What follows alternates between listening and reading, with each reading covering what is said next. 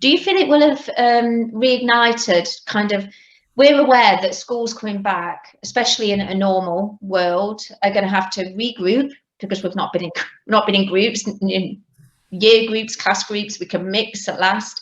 So we're going to have to regroup, re-engage. So we've all got to learn to re-engage together. And then we need, for certain subjects, to reignite that passion that, you know, may have gone a little bit dormant for now. Do you feel the tour will have helped with that kind of ignite that desire to perform again, be part of that environment? Oh, definitely, definitely. I mean, children love school trips. There's no doubt about it. And when it has a real focus, whether it's sport or whether it's music, then I think that it's brilliant. It's brilliant for students' confidence.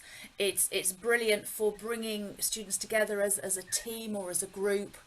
I certainly felt that, you know, they were from different year groups when we left, and some of them didn't know each other particularly well. But by the time we got back, they were one big group, and it was lovely to see.